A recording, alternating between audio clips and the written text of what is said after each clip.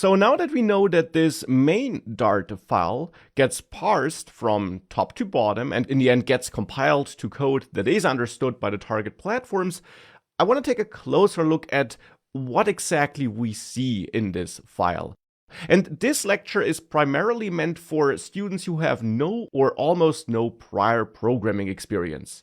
If you did work with other programming languages, you can skip this lecture here because we're not going to dive into Dart or Flutter specific features just yet. Instead, I want to generally explain what we see in this file. So what do we see here? We see a bunch of words, a bunch of lines of words. Not really sentences, just combinations of words. And that in the end is what programming is all about.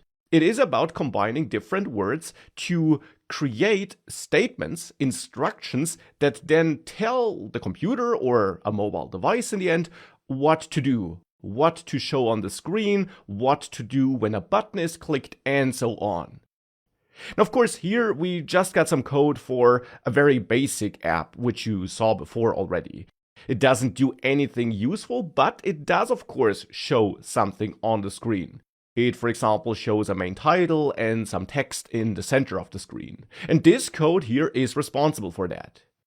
Again, we're not going to dive into what exactly which line of code does here. We're not going to dive into the Dart or Flutter specifics, but instead I want to take a more general look at that code. And what you can see here is that we have that combination of words, and what's important to understand about these combinations of words, which then create these instructions, is that you have two main categories of words, you could say. The first category are so-called keywords, words that are built into a language that do or trigger very specific things in that language. For example, import would be a keyword built into Dart, which in the end connects this file to another file, but that's not too important.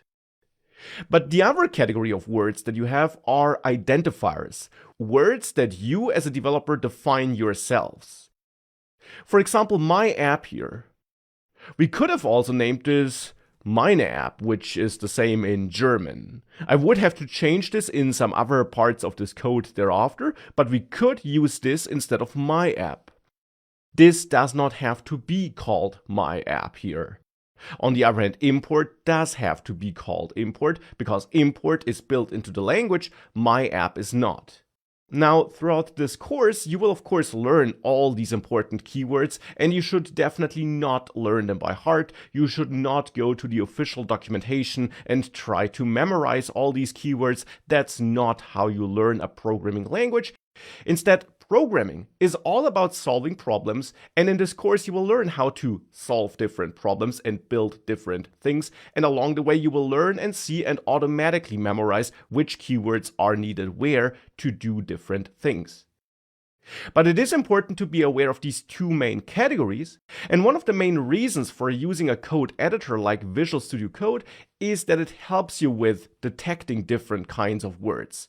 For example, like all major code editors, Visual Studio Code has a built-in feature called syntax highlighting, which assigns different colors to different words.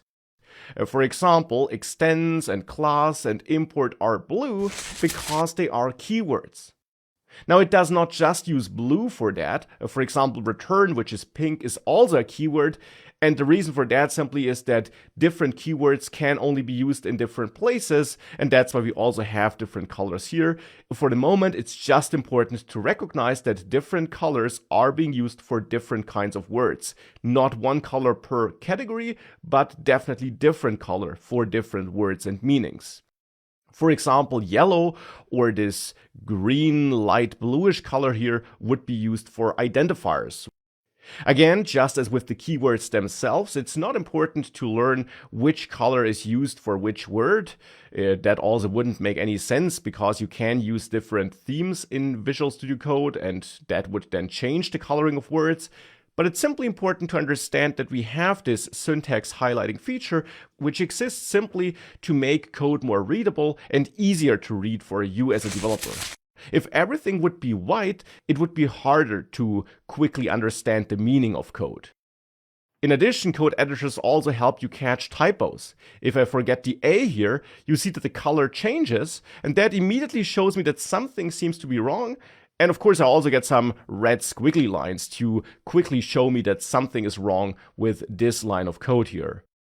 So that's another reason for using code editors. They help us catch certain kinds of errors whilst we're writing the code, instead of having to wait until we try to run it and then see that it fails. But if we go back to the code, that's in the end what code is about combining different words, keywords, and identifiers to create instructions that then do something. Now, of course, you don't know yet how these words can be combined. You don't know yet which instructions can be written, but that's of course exactly what you're going to learn throughout this course as you learn about Flutter and Dart.